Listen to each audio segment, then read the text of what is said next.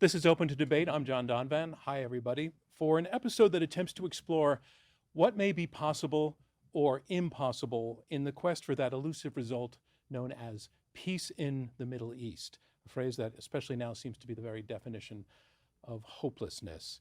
We have Israel seeking to destroy Hamas. We have Hamas seeking to destroy Israel.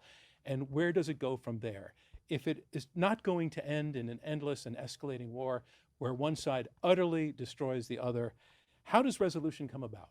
It would have to involve both sides at some point deciding to stop, deciding to negotiate, deciding to compromise. And how realistic a scenario is that? In this debate, that is the question we are going to explore. And we are phrasing it around this particular question: can Israel make peace with Hamas? Let's meet our debaters. I first want to welcome Cenk Uygur. Cenk is the host, founder, and CEO of The Young Turks, which is one of the largest online news shows in the world. You were previously, Cenk, you were the host of MSNBC Live. You've also appeared as a commentator on CNN, ABC, NPR, Al Jazeera, and Fox. You've been a vocal advocate for ceasefire since early in the war. You're going to be answering yes, that Israel can make peace with Hamas. Thanks so much for joining us on Open to Debate. Thank you. And I want to welcome on the other side, answering no to that question, Mossab Hassan Youssef. Mossab, you are the son of a Hamas co-founder. You grew up surrounded by the forces and the politics of Hamas before you started working with Israeli intelligence to help bring the organization down. Mossab, you are also the author of the New York Times bestseller, Son of Hamas, as well as the newly published memoir, From Hamas to America. Thanks so much for joining us on Open to Debate. Thank you for having me. All right, let's get to our opening statements and what we have in answer to our question. Can Israel make peace with Hamas? Is one debater answering yes and the other answering no. Cenk, you're up first. Your answer is yes. Here's your chance, please, to tell us why. Yep. So can Israel make peace with Hamas? Of course. That's who you make peace with, your enemies, not your allies. This is actually pretty elementary. No matter how bad the enemy is, at some point, if you want to get to peace, and that's a big if, then you're going to have to do it with your enemies and not allies. So if Israel wants to do a peace deal with Norway, that's not really going to help them. They can get there pretty quickly, but that's not the issue at hand. They're fighting Hamas. That's who they have to negotiate with, and that's who they have to get to an agreement with. And sometimes when you reject out of hand any discussions at all, under the rubric of we don't talk to evil, it turns into a disaster. Why? We know it already happened. Dick Cheney said that after 9/11 and our invasion of Iraq, Iran actually offered to completely eradicate their uranium program and wanted to get to the negotiating table with us. And they had a terrific offer, according to the reporting at the time from mainstream media news sources. And we didn't even get to find out what it was because Dick Cheney had this insane idea that you don't negotiate with your enemies. Well, then who do you negotiate with? It's absurd. Honestly, this is one of the easiest questions of all time. If you say you don't want to negotiate with Hamas, all you're saying is, I don't want peace. I prefer permanent war. So when you look at the idea from a different perspective and you say, well, okay, some things are so evil and terrible, and Hamas is, that you can't possibly negotiate with it. Well, under that same rubric and logic, you could certainly argue that you shouldn't negotiate with Israel. They've killed 35 times the number of civilians that Hamas did in this conflict. Imagine if Hamas had killed 35 times the number of civilians Israel did. So that would be a giant number. What are we talking about? Nearly 1 million people if you took the 40,000 people that Israel has killed in Gaza and multiplied it by 35. And you could say, oh my God, I can't believe how awful they are. And their civilian casualty rates are as bad as Hamas's. Hamas on October 7th was terrible. I condemn it 100%. My heart breaks for every civilian who's killed. I'm the one guy who's consistent on this. I don't want any Israelis killed. I don't want any Palestinians killed. And so as terrible as that Hamas attack was, well, their kill ratio was 71%. They killed 815 civilians and 1,139 people overall. They killed a lot of soldiers as well. Now, none of that excuses any of their actions. But when you look at Israel's kill ratio, if you assume that every man in Palestine that they killed is a terrorist, which is an absurd, unconscionable assumption, Israel still had a civilian kill ratio of 60%. So when you include the innocent men, that's going to be a higher kill ratio of civilians as a percentage than Hamas. So under this logic, the Palestinians should say Israel is so evil that we cannot negotiate with them. All right, now we're at a standstill. Nobody's negotiating with anyone. This is absurd. This is not how you get to peace negotiations. And can peace negotiations work? Of course. You know who's it's worked for before? Israel, when they negotiated with Egypt. And at the time, the hardliners, just like today, said, oh, you can never trust Israel. Israel led the invasion of Israel. Egypt led the invasion of Israel twice. They were the leader of the Arab nations. They want to kill us. They're so anti-Semitic. They want to kill all the Jews. You can't negotiate with the Egyptians. They'll never follow through on any of their agreements. Well, it's been decades and decades, and they totally followed through. There was no bombing afterwards. Peace worked.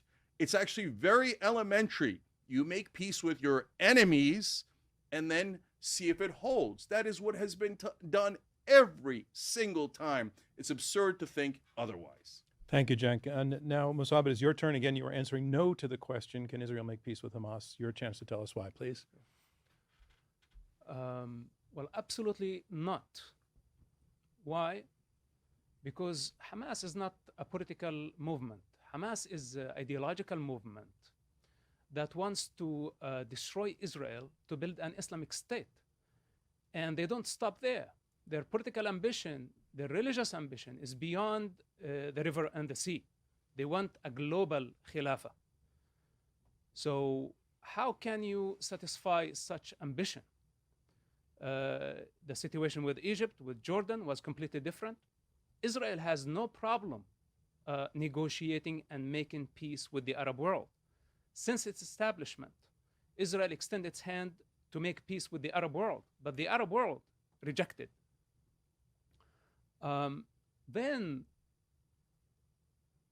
the foundation of the Palestinian narrative is sitting on air because, first of all, there was no such thing as Palestine.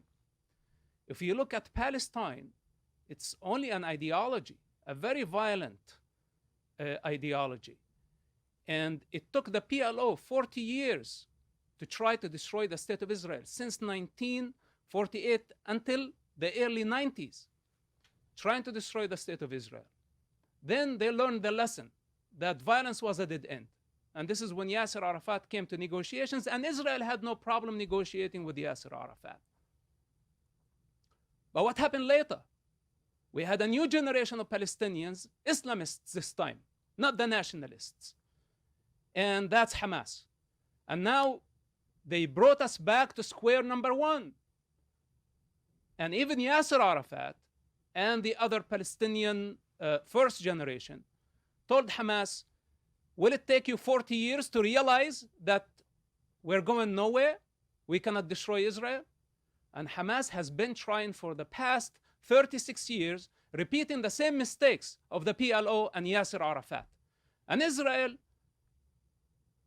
is caught up in this situation.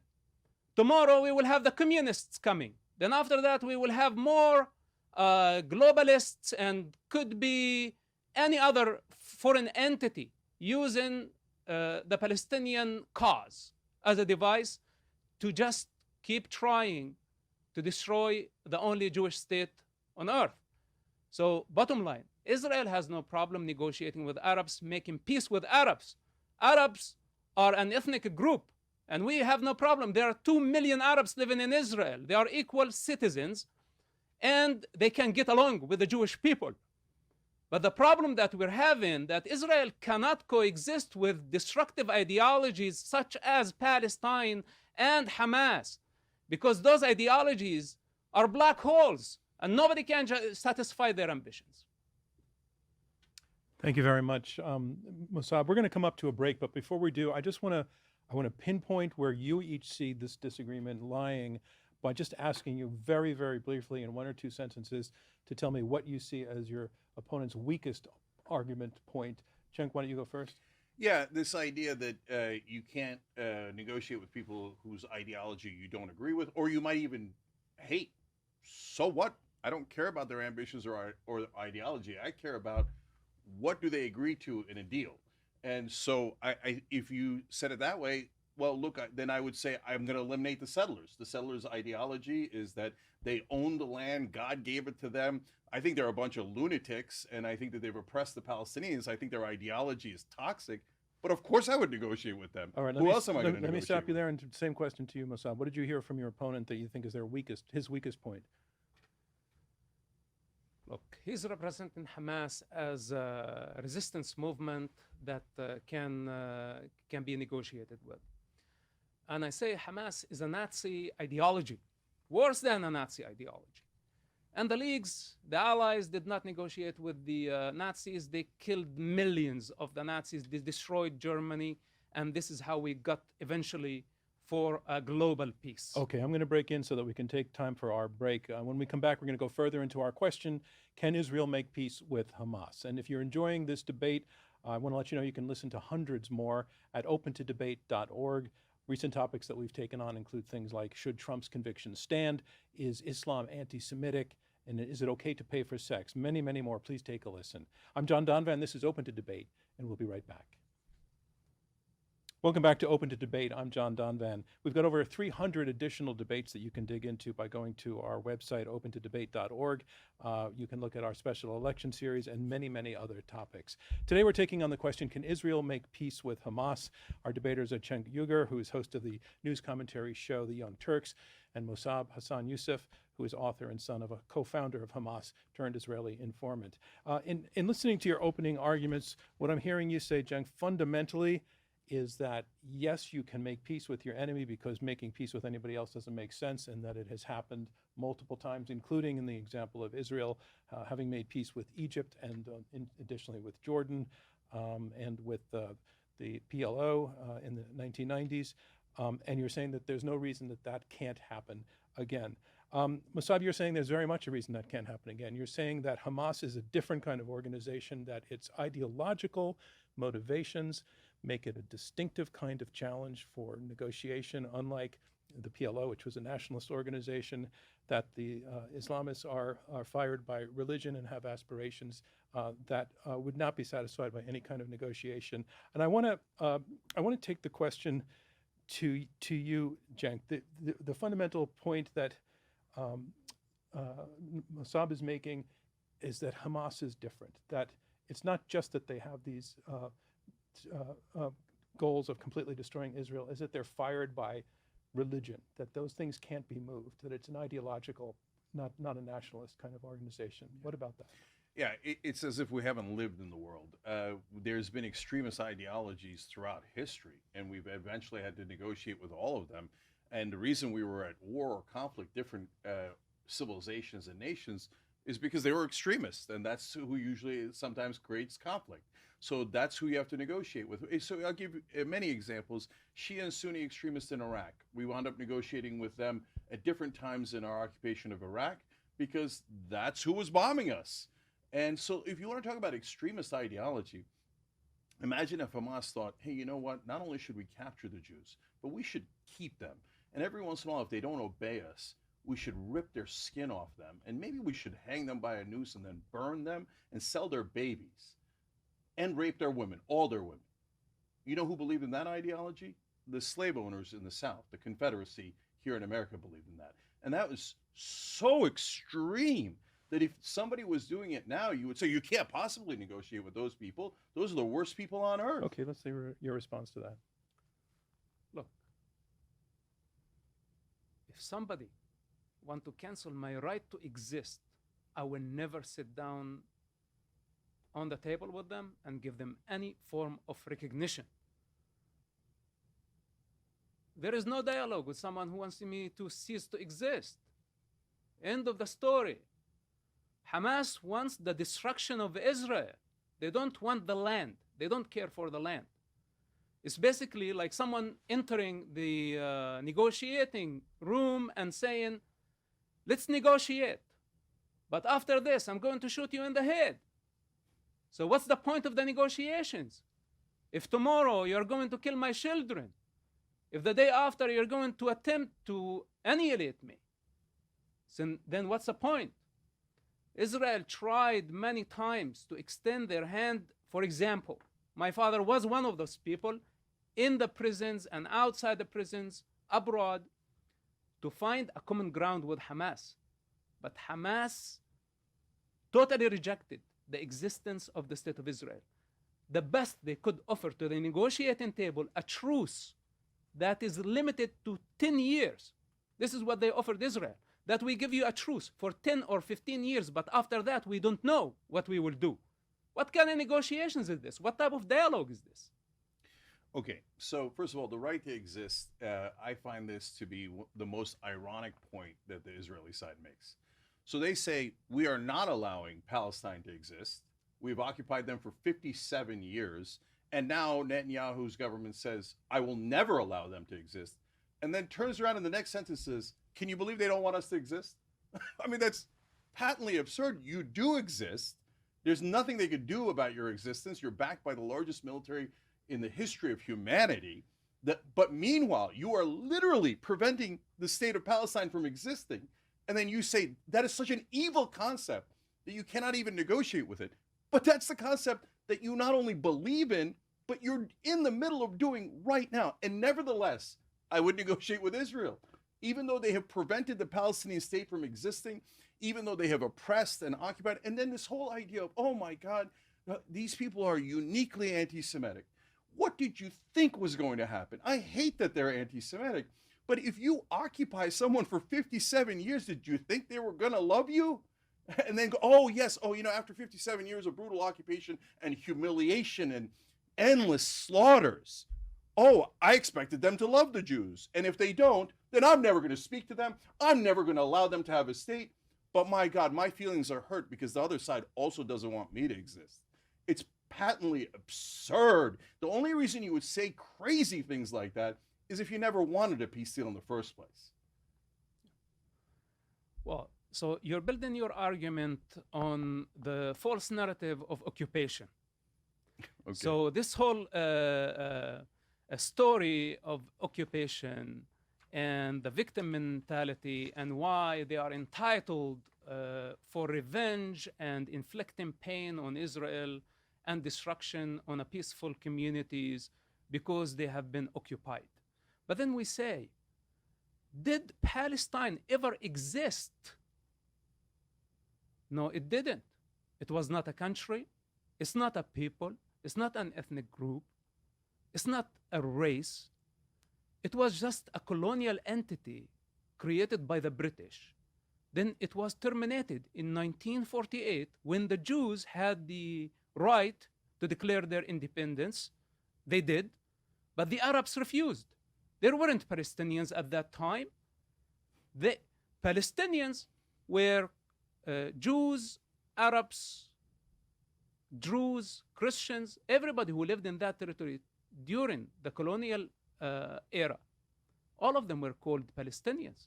It's created by the British. It was not a country. It was not like an ethnic country, an Arab country that was called Palestine. So if this is the truth of the situation, then there is no such thing as occupation. Yeah. And the entire tale that you are building on the occupation allegation is false. So Yeah. we're not strictly debating whether the occupation exists or is real as defined by most of the world, but I do think that the point requires a comeback. Yeah. So thank you for proving my point. So you said, well, we can't negotiate with Hamas. They don't even recognize our right to exist. And then you turn around and said the Palestinians don't exist anyway. Palestine doesn't exist. I said Palestine the occupation as a country doesn't exist. Nothing exists. Who cares? They're Arabs dirt. exist. Okay. So you, and by the way, you're wrong. You said that I think that the Hamas is allowed to inflict pain. I never said that. I've never said that. I don't think that's correct. I don't think that's the right strategy. I think the right strategy is diplomacy, civil disobedience, going to the United Nations just like Israel did. Right. But this idea that there is no occupation, it makes you guys sound like you live in an alternate reality.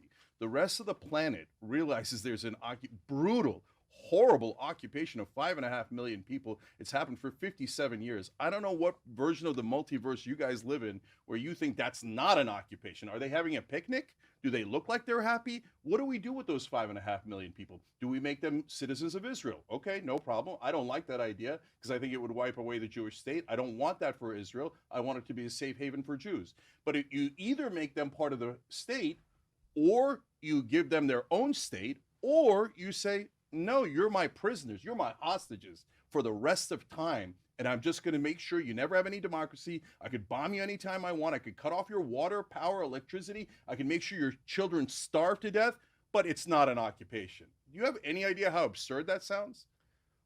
Well, I think your narrative is absurd because you choose to be in denial. I just told you that there was no country of Palestine. Excuse me, this is very important. All right. I admit that there are Arabs as ethnic group in that land, and Israel has no problem of negotiating and giving them independence. But the problem, every time they were offered a state in 1948, in 1993, in 2000, they refused. There was no occupation in Gaza. There is no occupation in the West Bank. This occupation. Mossab, let me ask you to get us back on point. How does this point strengthen your argument that Israel cannot negotiate with Hamas? Look, false narrative, and this is, by the way, just a war of narratives, will lead eventually to violence. And when people believe that they are Palestinians, and we ask them why are you a Palestinian? What makes you a Palestinian? But they don't know how to answer that. It's just a syndrome. It's a mental disease. It's a mental illness. Can you imagine if I said being Jewish is a mental disease? I mean, that's so offensive. Jewish what are is you? an You were born a ethnic. Palestinian. Okay, what are you? Okay, Jewish is an ethnic group. It's a religion. It's a culture. It's a nation. Palestine and Palestinian is an ideology. It was born just yesterday. Judaism was born 5,000 years ago. It's the most ancient nation on the planet. What are What you? are you talking about? What is Palestine? What What is are you? Palestinian? What are you? I am an Arab. I was born in Judea, an Arab. This is my ethnicity. This is my language. Okay, Palestinian. This is something made up by Yasser So Arafat, where an do you want Egyptian your con brethren artist. to go? Where do you want your brethren? Where do you want 5.5 million people to go? Do you want them just to stay as prisoners? Do you want them to be ethnically cleansed into a different country? What do you want to happen to them? Of course, we don't want this. Israel has 2 million Arabs, and Israel So what did not do you have. want them to do with the 5.5 million Palestinians? As long as they carry this violent ideology, we're going nowhere. I would like for the Arabians to remember who they are and drop this Palestinian ideology so they are able to see things for what Okay, they you are call and it be Palestinian, you call it Arab, you can call it anything you like. But the bottom line is there's 5.5 million human beings there that believe that it's not that they believe, they do not control their own sovereignty. They don't have independence. They can't control their borders. They think they are occupied by their enemies, which is empirical fact. What do you want to do with them if you don't want to do peace? You need to ask what they need to do in order to achieve. Oh, we have to so they have to please their occupiers. No.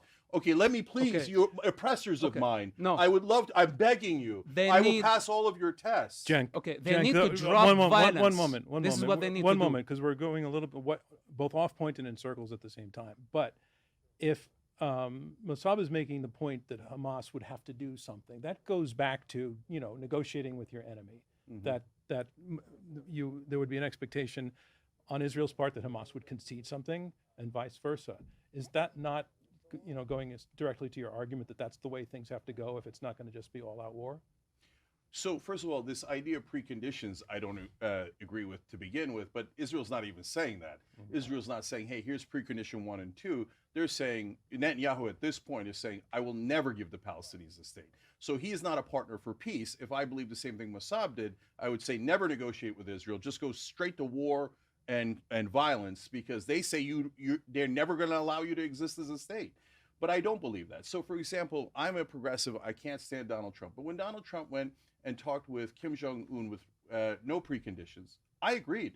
I said that is the correct thing to do. Now that's a communist dictator who has concentration camps, the most oppressive nation on earth, even beating Bashar al-Assad and Benjamin Netanyahu. Nevertheless, I agree that you do negotiations with no preconditions, because that's what you do with your enemies. And that's always the situation you're in. I don't have to negotiate with Finland because they're not my enemy. The other thing you can do with your enemies is utterly destroy them. That's right. World War II ended with the enemy utterly destroyed. Is that the only outcome here in terms of Hamas? Mossab, does Israel have to destroy Hamas? No, And just, can- not and just can- Hamas, all the Palestinians. Well, no, my question right now is Hamas. And there is a distinction. The what so-called Palestinian people, as long as they adapt violence as a way to achieve their political agendas, they are going to suffer. They are going to make others suffer. You're talking about Hamas. And I'm talking about not only Hamas, I'm talking about Islamic Jihad, Public Front, and 10 other gang movements that have been adapting violence against the Jewish people only for being Jewish. And as long as we have this violent Palestinian ideology, that includes Hamas, the Islamists, and the communists, the war will continue.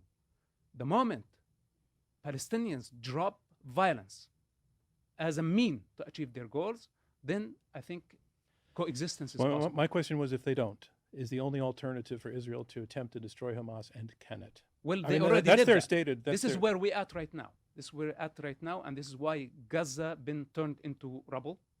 And there is no way around destroying Hamas.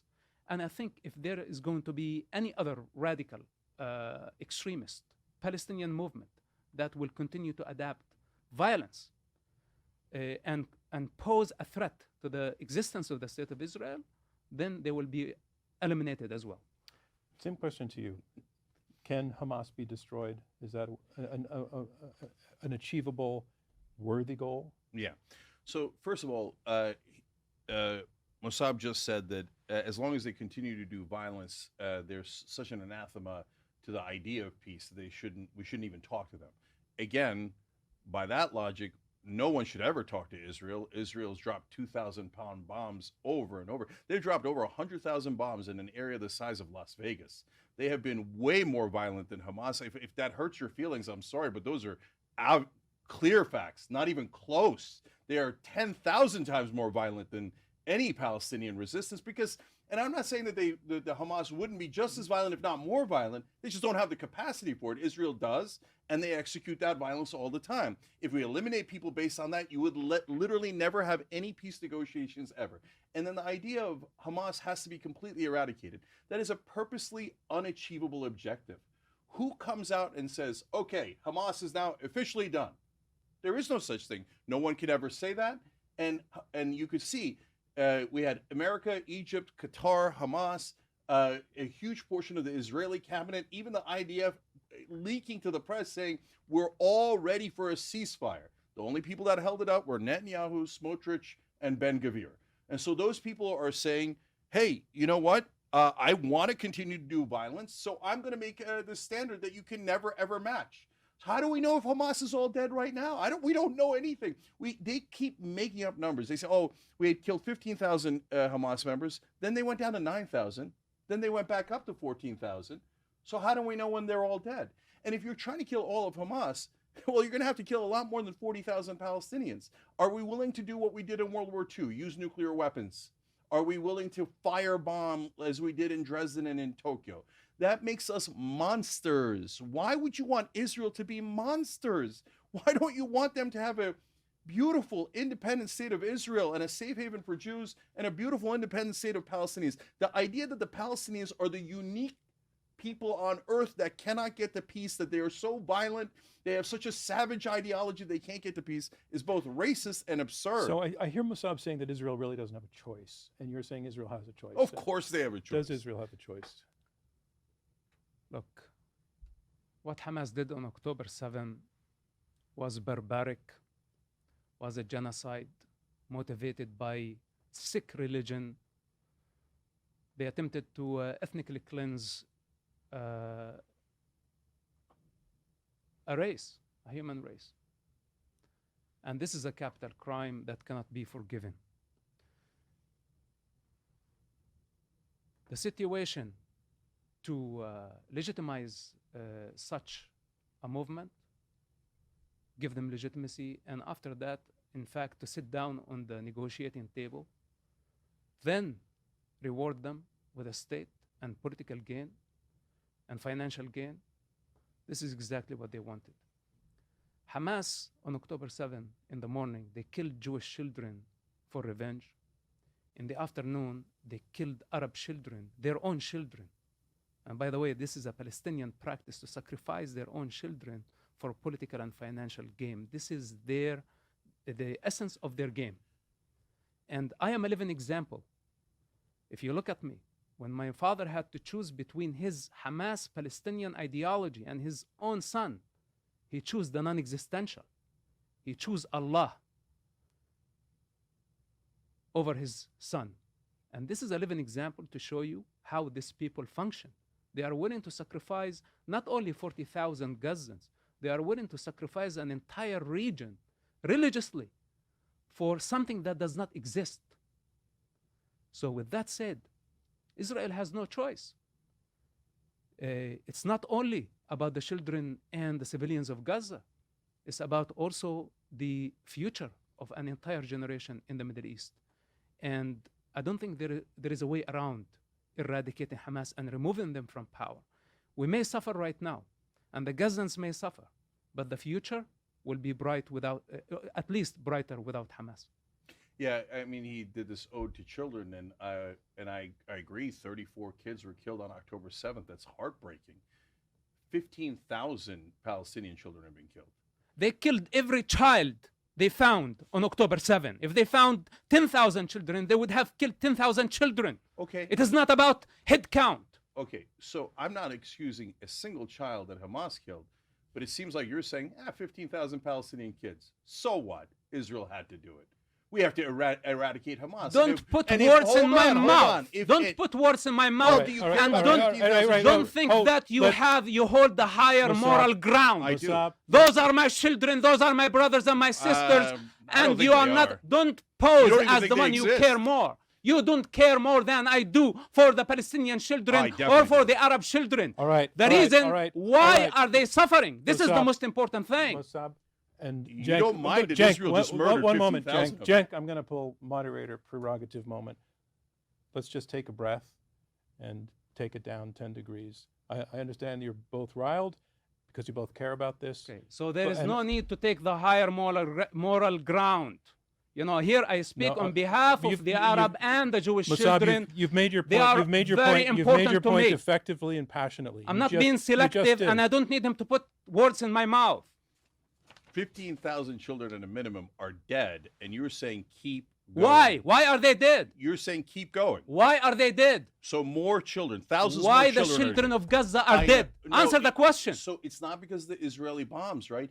Israel made, the Hamas made the Israelis kill the Palestinian children. It's always the Palestinians' fault. Always, right? You said the Palestinians don't even exist, and you say that you were looking out for them. You were an Israeli spy, right? I said Palestine does not exist. I did not say Arabs don't exist. Okay, but you're claiming that you care about the Palestinians, but you were an Israeli spy. And you said your father sold you out. Didn't you sell out your dad? I'm not saying you shouldn't have. I get why you did it, but you sold him out. He didn't sell you out. You were the traitor. So basically right now you're just going on a personal attack. Let me ask you this question. No, because I'm addressing what you said. I want to answer you. Okay. If you had information about a suicide bomber that is about to kill people indiscriminately, would you report them to the authorities? I didn't blame you for what you did. I said answer the question, yes or no. Would you report it? Of course I would report a terrorist attack. Would that make you a traitor?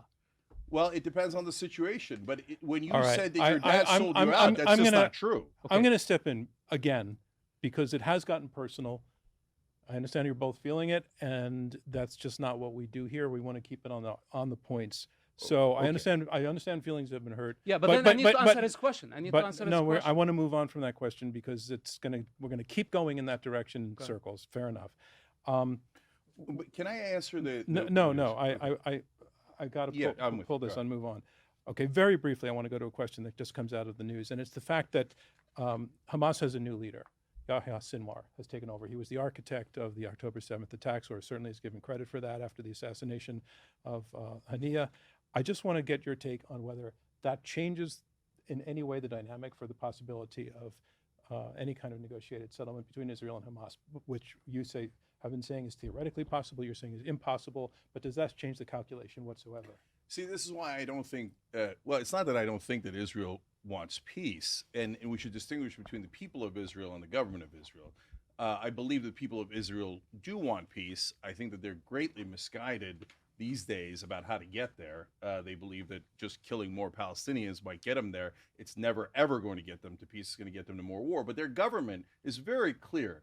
And one of the ways that they have prevented peace is they just killed Ismail Haniyeh, who was the moderate within Hamas. Now you can say, oh, no, Hamas has no moderates. They're all Nazis. A lot of people say that. Yeah, okay, that's fine. But every movement has somebody who wants to get to peace, wants to do a negotiation, is more moderate relative to their movement, right? And Haniyeh was that guy. And Israel knew that. So they killed the moderate, leaving more extremists like Yahya Sinwar. And now Yahya Sinwar... What does Israel get out of that, tactically or strategically? Because, we have to acknowledge the geopolitical circumstance as it stands today. Netanyahu is deeply unpopular in Israel, will almost certainly lose an election if it's called right now. He knows that. Everyone is aware of that. That is why a lot of Israelis are frustrated with Netanyahu for not getting the hostages back home for his own political ambitions. So the only way that the election would be called now is if the far right-wing Ben-Gvir and Smotrich pull out of the government. The only way that they would pull out of the government is if there's a ceasefire. And they have said that very clearly on the record. They have said if there's a ceasefire, we're going to end this government and Netanyahu will lose probably this time forever. So Netanyahu has every incentive to kill the moderates inside Hamas so that the extremists take over. And he goes, oh, well, golly, gee, now I double can't get to a peace deal. Okay, let me take the question also to you, Mossab, about Sinwar taking over. Does that change the calculation in any way for you? Look, there is no difference between Sinwar and Haniyeh. They are both complicit in the crime. Both of them have blood on their hands. Both of them sacrificed children as a strategy to gain power. And they couldn't be more careless about the future of the Palestinian children. And I think both leaders must be brought to justice. And if it's not possible, and there is no way around it, then killing them is a virtue. Killing them, in fact, is a day of celebration because we know that heads of evil are being removed from power. Now, for those who dare to question Israel without addressing this evil practice of sacrificing children done by Haniyeh and Sinwar and all the Palestinian ideologists throughout the century, by the way. If they haven't already condemned this culture that targets children and put them in harm's way, then they don't have the authority to question what Israel is doing. If they want to question what Israel is doing, they first must address this evil practice. Otherwise, they are hypocrites and they just pose as they are standing on a high moral ground and they have the authority to question people and label this person this and that person that. This is not how it works. If you want to be truthful, then you have to be truthful all the way. All right, we're going to take a break. I just want to say to those of you who are listening, there are many, many more debates that we've got on our website. Not all of them reach this level of intensity, but some of them do. But all of them end up shedding light, as I feel this one is as well. Recent topics we've taken on include: should Biden step down? Is wokeness killing comedy? Is the two-state solution still viable? All of that and more is at opentodebate.org. This is Open to Debate. I'm John Donvan, and we'll be right back. Welcome back to Open to Debate. I'm John Donvan. The question we're taking on: can Israel make peace with Hamas? Our guests are Cenk Uygur and Mossab Hassan Youssef. Say that again, and Mossab Hassan Youssef. What we like to do in our debates at this point is ask for people who are experts in the topic or following the topic to also submit questions that I'll read to you, and some of them have given a lot of thought to these. The first one I want to bring in It comes from Nicole Naraya, who is a senior politics reporter at Vox, who has covered the history of the Israeli-Palestinian conflict extensively and helped lead the organization's coverage of the Gaza war. Her question is this: the kind of regional escalation many experts warned of is now here, in the wake of the recent assassinations of top Hamas and Hezbollah leaders. Hezbollah and its Iranian allies are expected to retaliate harshly. The U.S. is moving military assets to the Middle East in preparation. Full-scale war appears possible.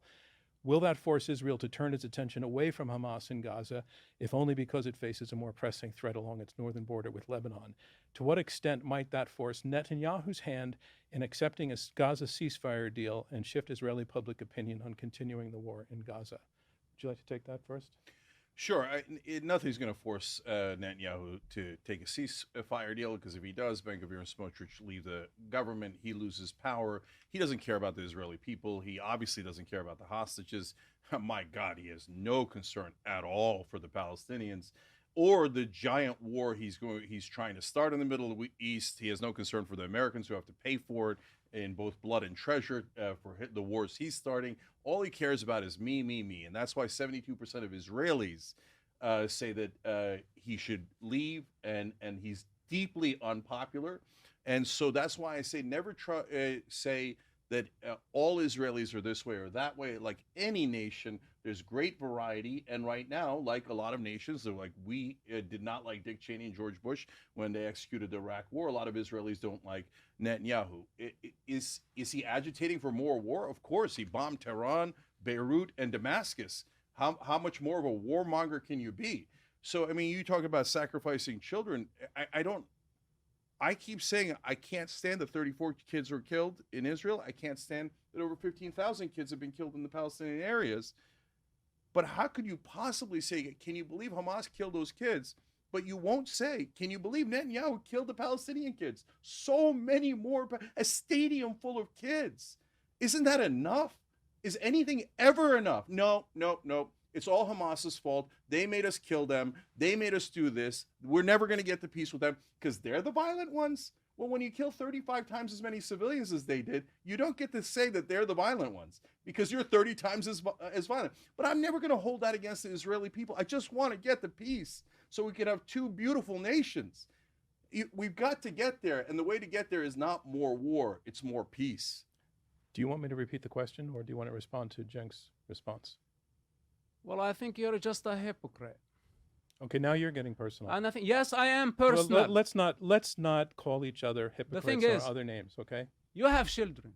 Mm-hmm. If you have to choose between your two children and other people's children, what do you choose? If you had no choice, but their you do children, have a choice. You have no choice but to murder 15,000 their kids. children or your children. What would you choose? I'm stepping in again because we're Can you answer this question? We're getting to very rhetorically obvious questions that are not helping people understand the issue. Because he cannot. Here. Because he cannot answer this question. Because if it All comes right. to All him right. and his family, then it's a different So business. you would kill 15,000 other kids just to save your kids. Let's cool it, please. I don't have You would. children. Say you would. This is a question to all you. right, What would you do? Shall we cut the mics I would here? not kill a school Let's full of children. stop. If you had to choose between your children and the rest of the world, what do you choose? Mossab, please stop. Take this question, please. It comes from Barbara Slavin, who is a distinguished fellow at the Stimson Center. She's debated with us twice at Open to Debate. Her question is, if Hamas were to accept Israel's right to exist in internationally recognized borders and forswears continuing violence, would Israel then accept Hamas as part of a Palestinian unity government? And I want to ask this question in the framework of my own experience. I covered Israel, I covered the PLO in the 1980s and the 1990s. I saw the PLO come a long way and Israel come a long way at the time when Yitzhak Rabin was the prime minister and Yasser Arafat was the chairman of the PLO, from a time when they were talking as they are now that it would be just impossible for them to make peace because of the legacy of pain each had inflicted on one another. It did seem totally impossible that they could ever find a way to talk to each other. I granted there was not the religious dimension to this. It was more nationalism, as you said earlier. But having witnessed this movement from the totally not possible to the for a while possible solution, reminds me of this question. If Hamas were to come to a point of accepting Israel's right to exist and forswear violence, could Israel at the same time include Hamas? Or is there too much blood already spilled to make something like that possible? Whatever Hamas says today, whatever they do is too late. Too late. They had the opportunity for 36 years to recognize Israel's right to exist, and Israel tried many times to negotiate with Hamas. And the condition was very clear, that you drop your violence, and then after that we are able to sit on the negotiating table. But Hamas refused to accept Israel's right to exist in principle. So if Hamas comes today, after October 7, after destroying Gaza, after using Gazans as human shields, this is a crime. Even if Israel forgives this crime, I will never forgive Hamas for killing and sacrificing Gaza children for their political gain. Okay. So it doesn't matter whether Israel or the international community would validate Hamas and reward them with anything. I will always oppose Hamas. I will never forget what they did to the Arab and Jewish children in the region. So I want to take a piece of that response back to you, Cenk, but I have one request. I feel you might be getting more airtime than your opponent, and so I want to ask you to be a little bit more terse, because in matter of fairness, fundamentally, Mossab said, in the case of Hamas, it's too late. They've been given the chance over and over again, chance to be flexible. They've shown no flexibility. Very recently, they showed the opposite of flexibility. In the case of Hamas, it's too late. Yeah. So again, I'm sorry, but nonsense. Number one, Hamas has accepted the ceasefire. Israel hasn't. So Israel has killed way more than Hamas has. So under that logic, again, we can never talk to Israel. What an absurd way to think. Second of all, What ceasefire they absurd accepted? is one of those trigger words that is sounding a little bit personal. okay, but I mean, I don't know what you like. How do I address the fact that you say, okay, I don't want to negotiate with my enemies. I'd like to negotiate with what? Puff the Magic Dragon?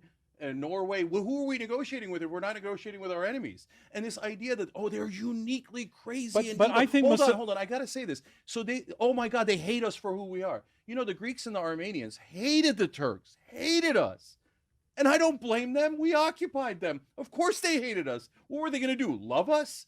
And then, you know what they did? They rebelled against the Ottoman Empire and said, you have no right to exist. Well, it's true, the Ottoman Empire didn't necessarily have to exist. But if we could have said, how dare you? You're saying we don't have a right to exist and you hate us. Okay. We're going to occupy you forever. I'm cognizant of the Okay. time again. May I So respond yeah, to that? please do. Okay. Hamas on October 7 committed a genocide against the Jewish people. Then immediately took hostages to force Israel to declare defeat and surrender on October 8th. This is Hamas' strategy. Because they knew when they take hostages, Israel would have no choice but to come to the negotiating table broken and give Hamas recognition as a counterpart. This is why they took the hostages. And today, we have all the hypocrites around the world saying ceasefire now. They don't understand that by doing so, they are giving Hamas victory and they are forcing Israel to declare defeat. And this is the most dangerous thing that is happening about ceasefire. It's not a war that Israel chooses to do. Israel is trying to end the war that Hamas started. And when we force Israel, it's Israel's choice, actually, to decide to sit on the negotiating table or not. It's not up to him. It's not up to anyone else to actually force Israel to stop their war, to end a radical, savage group and give them legitimacy and give them, keep them in power. So with that said, it's not up to anyone to force Israel to sit on the negotiating table. If the harm was against him, his people, or his own children, he wouldn't negotiate I just told you I would. over the life of your children. I want to bring in an Israeli voice to this conversation in the form of a question from Einat Wilf. Einat is a former member of the Israeli Knesset and actually debated with us in the past as well. And I'll take this question to you, Cenk, because it echoes very much what Mossab is saying. She asks, given that Hamas remains deeply and violently committed to the fundamental Palestinian ethos of no sovereign state for the Jewish people in any part of the land, manifested in the declared demand to exercise a non-existent right to settle inside Israel's sovereign territory in the name of return, what exactly makes you think there is room for a negotiated agreement, assuming that Israel's own red line is to maintain and protect its very existence as the sovereign state of the Jewish people? And you have already stipulated that you are a supporter of the existence of Israel, so that's not the challenge here. The question is, why would they want to negotiate for that when she feels that that is fundamentally at risk? Yeah, this is the same arguments they always make. Why should we negotiate? Oh, those guys are evil, uniquely evil. We kill way more than them. We've occupied them for 57 years. We've oppressed them for 57 years. But they're uniquely evil. And by the way, let's acknowledge the huge amount of racism in that. The Muslims and the Arabs and the Palestinians are unique savages. They're not part of civilization, as Netanyahu said in the speech to Congress. So you can't trust these people. They're naturally violent, they say, as they drop 2,000-pound bombs on their children. So I don't think either side is naturally violent. That's racist, anti-Semitic, bigoted. It's absurd. You get to peace through negotiation. So according to her logic, okay, the African National Congress used to do violence in apartheid South Africa. Well, that's it. These brutish savages and like Nelson Mandela, you can never get to peace with them. Well, it turns out you could get to peace with them if you tried. They didn't want to get to peace with them until there was economic consequences, and that was because of the boycotts. We should do the same exact thing to Israel. America should cut off all funding. We're supporting a brutal occupation, the giant oppression of 5.5 million people, the deaths of 40,000 people, and then they turn around and claim the Palestinians are violent? It's disgusting, it's offensive, and it's counter-rational. Right. It's not even close to rational. I'm cutting in because you've made that point before. I just want to let Have you ever been to Gaza, by the way? No, because I would probably be murdered by the IDF. Why would you be murdered? They put my name on one of their bombs. They murdered journalists more 20, than all 30 other nations combined 20, this 30 year. years ago, that was also the case. If you've never been there, you don't even know the people. You need to live with the people for at least 10 years to understand who they are before you represent them. You're representing people that you don't know. I was born there, and I don't need to represent their ideology. But at the end of the day, they are Arabs. My mother is an Arab. My father is an Arab. And they are lost cause because they are believing of foreign ideologies. And this is what I'm trying to emancipate my people by asking them to drop their sick ideology so they can be themselves. Let me come in on that very point. To what extent would you say that the people who live in Gaza and the people who live on the West Bank are supporting Hamas now? And do they, in fact, seek peace with Israel? And I know everybody's different, and it's I'm asking a general question. Listen, but in general, the vast majority of what's so-called Palestinians in the territories, whether in the West Bank or Gaza, the vast majority of the Muslim world have been supporting Hamas. And the reason, not because they know what Hamas is, not because they understand Hamas ideology. The reason, it's because of their anti-Semitic approach, because of their hatred of the Jewish people, and they found their angry cause to launch a global assault against this most productive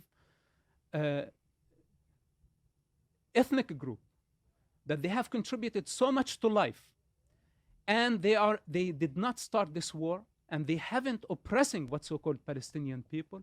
The Palestinian people have been inflicting self-pain for 70 years. So if Hamas were to be defeated or disappear or something absurd like they resign, the bulk of the Palestinian population would still be at war with Israel or still be willing to be at war with Israel. Listen, prior to the first Palestinian Intifada, we did not have a problem.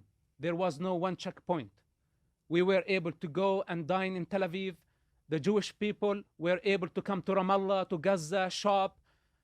I have memories of Jewish families coming to our house, and my father was serving them dinner. We did not have a problem. There was no wall. We were able to travel abroad until the moment Yasser Arafat brought his sick ideology and started the Intifada. This is when everything went wrong. That's not answering my question about, you're talking about the leadership again, and I'm asking about the common But yeah, I'm person. giving you an example that it is possible. Arabs and Jews So can yes. get along. Definitely. Okay. Arabs and Jews can get along, but Palestinian ideologists, this is something that does not have any limitations, and it's an anarchy without a moral compass. Nothing can satisfy it. I have one more question I was going to get to. We won't have time if you want to respond to what was just said instead. Yeah, so this idea of like this awful ideology. So I can't stand the fundamentalists of all religions, and so I don't like Muslim fundamentalist ideology, Christian or Jewish or Buddhist even. The settlers have a Jewish fundamentalist ideology that they are the chosen people, that God gave them that land, and they should drive the Palestinians and ethnically cleanse them from those lands. That doesn't mean I'm not going to get to peace with them. That doesn't mean I want to kill them all. That doesn't mean that we should have permanent war. I think they're lunatics, but I also think the fundamentalists of all sides are lunatics. They believe that they're talking to an invisible person, and that invisible person is telling them to kill everyone. So, nevertheless, the way to peace is not through killing, it is through settling your disagreements through diplomacy. So, look, this idea that they have that the only way we'll ever get to a peace deal is if Hamas is all killed. And by the way, the next group that comes up that resists occupation, all killed, everybody's all killed. And then they have to come and say, we love the Jews and we love Israel. And there's not a single person who resists you. And grovel and grovel and grovel. I don't really think, in fairness, that Mossab is saying. No, I think that's exactly what he's saying. Give me a standard. Give me a standard. At what point do the Palestinians say, have we been peaceful enough? There's giant stretches of time where there's no violence. We saw with the And we saw with No. the PLO that they didn't have to grovel and grovel and grovel. There was a quid pro quo. There was recognition. First, I do not. There's only one peace deal that was offered by Israel that was pretty good. The rest are total mythology. That whole thing about Clinton and Arafat, even our own negotiators said, no, it was a terrible deal that Israel offered. And then they said, oh, we offered a deal. We offered a deal. Okay. Anybody can offer a horrible deal. But I will say in 2008, Ehud Omer actually offered a pretty good deal. I thought Mahmoud Abbas should have taken it. Now, I hate that he didn't take it. Maybe we could have had a Palestinian state there. You have to look at the deals individually. Do they make sense? Are they fair? But they didn't take the deal. That doesn't mean that we should occupy them for the rest of time. Jiang, time on this one. But and this is your last word in this section. At least he's admitting that at least once in the history of this conflict, that what so-called Palestinians had an opportunity and they missed it. But I tell him the truth, that the Palestinians or the Arabs had so many opportunities. Because back in 1948, when the Jews declared their independence, the Arabs had equal opportunity to declare their independence. But instead of declaring their independence, they declared war against the Jewish people. It's absurd. It is not absurd. It's All a right. fact. All right, I'm calling a wrap on this round. Then give me half your house. Give me half your house. I'm calling a wrap. Give it to me. Come Give on, it to me right Cenk, now. Cenk, come on. Give me half your house. Cool, please, everybody. We're gonna Whoa, go to he didn't accept it. I'm going to take the whole house. We're going to go to our closing round, and in our closing round, each debater has 2 minutes to make their point one more time. Cenk, you're up first in that. One more time to tell us why you're answering yes to the question, can Israel make peace with Hamas? Yes. So first of all, the only way that you're going to get to a safe haven for Jews, which is what I want, I have Jewish family, I have Jewish friends, is to make a peace deal. Permanent war is never going to get you the dream of Israel. And by the way, of course, in a negotiation, the Palestinians have to give up things as well, including right of return. So if you're a Palestinian, that breaks your heart. I love you, but you've got to compromise. Both sides have to compromise. Has this been done before? Not only has it been done throughout history, thousands of times, Israel did it with Egypt, and they got a great result. They did it with Jordan. They got a great result. So why wouldn't you do the thing that worked instead of something that hasn't worked in 57 years, that hasn't worked in 70 years? The constant occupation. What do you think people that are occupied are going to do? Do you think they're just going to accept it and go, yes, we will be occupied forever. We will never, ever resist you? Of course they're going to fight back. As a Turk, I know this. The Greeks fought back. They had every right to fight back. The Armenians fought back. They had every right to fight back. They thought we shouldn't exist. They hated us. Why did they hate us? Not because we're Turks. We could have gone with that excuse. No, they hated us because we were occupying them. That's so obvious. The only way that you don't see it is if you're blinded by rage and cultural bias. I'm trying to snap you out of it because I've seen it with my Turkish relatives, and I've seen it in every ethnicity. It isn't about Jews or Muslims. When you get dug into a position, you think the other side is so evil, you can't even talk to them. But if you do that, then you're never going to get the thing that you want most of all, which is a safe haven for Jews and a beautiful, loving Israel and a beautiful, loving Palestine. You get there through peace. You will literally never get there through war. And by the way, you will be the most hated nation on earth because you're going to say, no, my only other option is I occupy them and oppress them for the rest of time. Why would you want to be one of the most hated nations on earth? Give them the freedom that you got. Let them get the state just like Israel did, and let's have peace together. And Mossab, you get the last word. Your closing, please. Wow. The entire foundation of this conflict is based on a false narrative, and the false narrative begins with Palestine. The most important question of this century, of our time, that we need to answer, everyone needs to answer. What is Palestine? We need to find out where did that originate from, and the Palestinian ideology, what it really means, what can satisfy it. And if the Arabs have been hijacked by the what's so-called Palestinian cause, the moment we are able to find the origins of this conflict, then we will find the answers. I don't think Israel has a problem with the Arabs as an ethnic group. I think Arabs, Jews, Persians in the region, then they can get along. The Jewish people can get along in every country. We have them all over the world. They are non-violent people, and they are very creative, contributing to life in every field. Now, the Arabs and the Jews can get along because we have a model that is successful in Israel. The Arabs in Israel are a very important part of the state. They are citizens of the state of Israel. They serve in the army. They are part of the social fabric.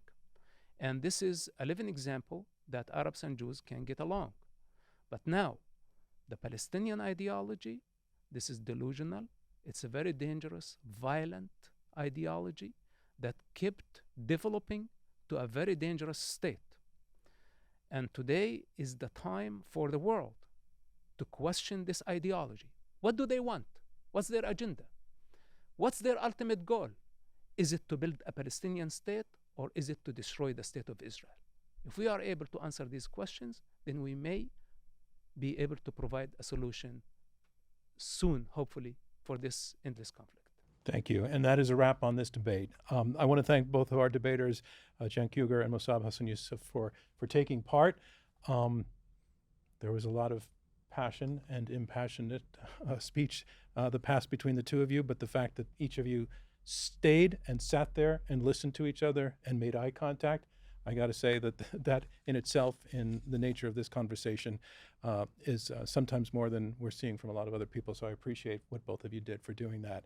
And I want to thank all of you who are tuning into the program and to let you know that, once again, that we're a nonprofit that is working to combat extreme polarization through civil debate. And our work is made possible by listeners like you, by the Rosencrantz Foundation, and by supporters of Open to Debate. Robert Rosencrantz is our chairman. Our CEO is Clay O'Connor. Leo Matthau is our Chief Content Officer. Elizabeth Kitzenberg is our Chief Advancement Officer. This episode was produced by Alexis Pangrazia and Marlette Sandoval. Editorial and research by Gabriella Mayer and Andrew Foote. Andrew Lipson and Max Fulton provided production support. The Open to Debate team also includes Eric Gross, Gabrielle Iannicelli, Rachel Kemp, and Linda Lee. Damon Whittemore mixed this episode. Our theme music is by Alex Clement. I'm John Donvan. We'll see you next time on Open to Debate.